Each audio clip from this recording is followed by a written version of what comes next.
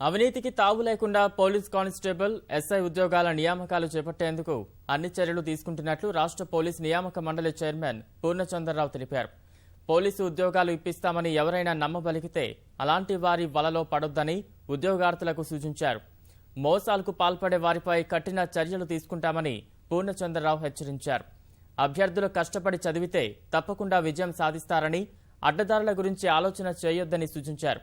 సమాజంలో గౌరవం, మంచి వేతనం కారణంగా ఉన్నత చదువులు చదివిన వారు సైతం పోలీసు శాఖలో చేరేందుకు ఆసక్తి చూపుతున్నారని ఈటీవీ ముఖాముఖిలో రాష్ట్ర పోలీస్ నియామక మండలి చైర్మన్ పూర్ణచంద్రరావు వివరించారు. రాష్ట్రంలో పోలీసు ఉద్యోగ నియామకాల ప్రక్రియ జరుగుతుంది. కానిస్టేబుల్ పోస్టులకు, ఎస్ఐ పోస్టులకు భారీగా స్పందన వస్తుంది. వయో పరిమితులు సడలింపు, అదేవిధంగా పరుగు పరీక్షను తొలగింపు, ఇలాంటి అంశాలలో చాలా మంచి స్పందన కనిపిస్తుంది. అయితే ఈ పరీక్షలకు ఎలాంటి ఏర్పాట్లు జరుగుతున్నాయి, అదేవిధంగా దీనికి సంబంధించిన స్పందన ఏంటి, సిలబస్లో మార్పులు ఏంటి, ఇలాంటి విషయాలను రాష్ట్ర స్థాయి పోలీసు నియామక మండలి చైర్మన్ డాక్టర్ పూర్ణచంద్రరావు గారిని అడిగి తెలుసుకుందాం. పూర్ణచంద్రరావు గారు, అంటే మొత్తం ఈ ప్రక్రియ అంతా కూడా ప్రారంభమైంది కాబట్టి ఆ కానిస్టేబుల్ నియామకు సంబంధించి ఇప్పటికే భారీ స్పందన వచ్చింది. అదేవిధంగా ఇప్పుడు ఎస్ఐలకు సంబంధించి నోటిఫికేషన్ కూడా జారీ చేశారు. వాటికి కూడా ఎలాంటి స్పందన కనిపిస్తుంది? మన కానిస్టేబుల్స్ పోస్టులు 9281 పోస్టులకు నోటిఫికేషన్ ఇవ్వడం జరిగింది. 5,36,000 మంది అభ్యర్థులు ఆన్లైన్లో అప్లికేషన్స్ సబ్మిట్ చేశారు. అట్లానే మనం సబ్ ఇన్స్పెక్టర్ పోస్ట్ కూడా నోటిఫికేషన్ ఇచ్చాం. 539 పోస్టులు. ఈ సివిల్, ఏఆర్, టిఎస్ఎస్పి, తర్వాత ఫైర్ అండ్ ఎస్పీఎఫ్ఏ కాకుండా పోలీస్ కమ్యూనికేషన్స్, అట్లానే పోలీస్ ట్రాన్స్పోర్ట్ ఆర్గనైజేషన్ సంబంధించిన పోస్టులు కూడా మనం ఇచ్చాం.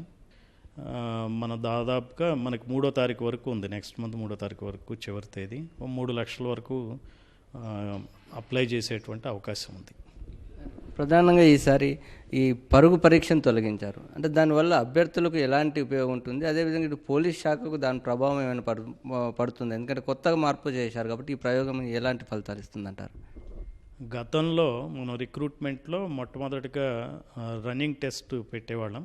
5 కిలోమీటర్ల రన్నింగ్ టెస్ట్ మగవాళ్ళకి, స్త్రీలకేమో 2.5 కిలోమీటర్ల రన్నింగ్ టెస్ట్ ఉండేది.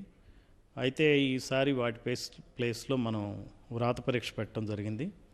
ఎందుకంటే ఈ మన క్యాండిడేట్స్లో ఈ కేసు డైరీస్ కానీ, రైటింగ్ వర్క్ కానీ, తెలివితేటలు కానీ ప్రాధాన్యత ఇవ్వడం జరుగుతూ ఉంది ఈసారి. అందుకని చెప్పి రన్నింగ్ టెస్టులు స్క్రీనింగ్ టెస్ట్ కింద తీసివేయడం జరిగింది. 20 రోజుల పాటు మనం నియామక ప్రక్రియ సాగేది. ఇప్పుడు ఒకే ఒక్క రోజు రిటర్న్ టెస్ట్లో అందరి అభ్యర్థుల్ని మనం పరీక్షించడం జరుగుతుంది.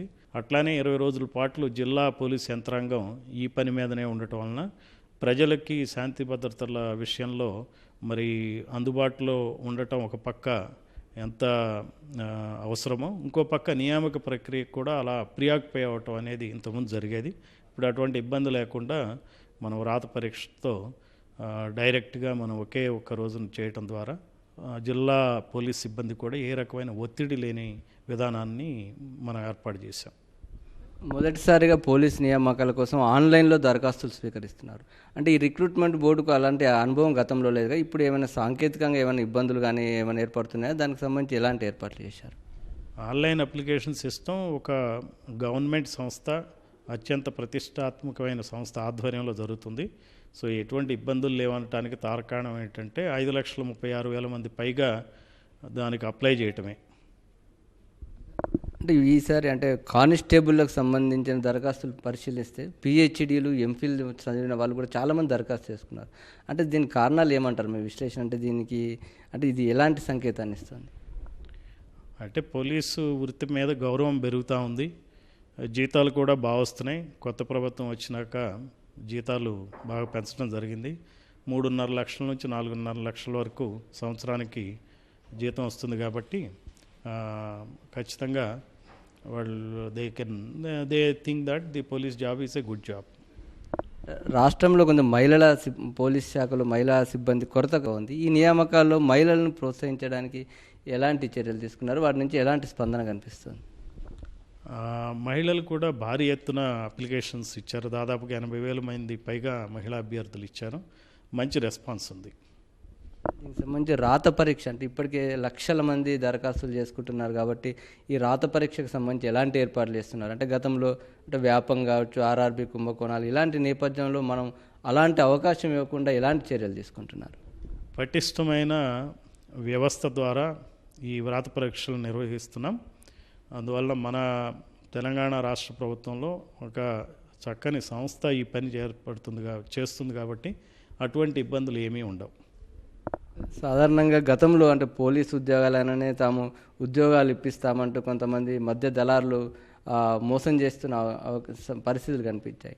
ఈసారి కూడా అంటే మరి అలాంటి మోసాలు జరగకుండా ఎలాంటి చర్యలు తీసుకుంటారు? ఒకవేళ అలాంటి మోసాలు జరిగితే వాటిపైన మీరు ఎలా స్పందించబోతున్నారు? అటువంటి వాటికి తావే లేదు. ఎవరో మోసం చేయటం అనేది జరిగేటువంటి అవకాశాలు లేని పటిష్టమైనటువంటి వ్యవస్థను రూపొందించాం. అటువంటి ప్రాబ్లం ఉండదు. ఎవరైనా చేయడానికి ప్రయత్నిస్తే కఠినమైన చర్యలు తీసుకుంటాం. ఒక సీనియర్ పోలీస్ అధికారిగా ఈ ఉద్యోగాలకు దరఖాస్తు చేస్తున్న అభ్యర్థులకు వారి ప్రిపరేషన్లో కానీ వాళ్ళకు ఉన్న అంకిత భావం అలాంటి విషయాల్లో మీరు ఎలాంటి సూచనలు ఇస్తున్నారు? మీ శక్తే మీకు ఆధారం. మీరు బాగా చదువుకోండి. ఖచ్చితంగా మీరు కష్టపడితే మీ మార్కుల ప్రాతిపదికనే మీకు సెలక్షన్ ఉంటుంది. సో వేరే వాటి వైపు దృష్టి పెట్టొద్దు, అటు ఇటు తిరగొద్దు. అందరికీ ఏ రూల్ ఉన్నా కానీ అందరికీ సమానంగా ఉంది కాబట్టి కష్టపడి చదవటం, పరీక్ష రాయడం, మిమ్మల్ని మీరు నమ్ముకుంటే మీకు ఉద్యోగం వస్తుంది. కానిస్టేబుల్, ఎస్ఐ ఉద్యోగాల నియామకాలకు సంబంధించిన ప్రక్రియ సజావుగా సాగుతుందని పూర్ణచంద్రరావు గారు చెప్తున్నారు. అదేవిధంగా రాత పరీక్షకు కూడా పకడ్బందీ ఏర్పాట్లు చేస్తున్నామన్నారు. అయితే అభ్యర్థులు ఎలాంటి అడ్డదారులకు వెళ్లకుండా మోసాలు అవకాశం లేకుండా దీనికి సంబంధించిన కష్టపడి ప్రిపేర్ కావాలని ఆయన చెప్తున్నారు. కెమెరామెన్ అశోక్తో నగేష్ చారి, ఈటీవీ న్యూస్, హైదరాబాద్.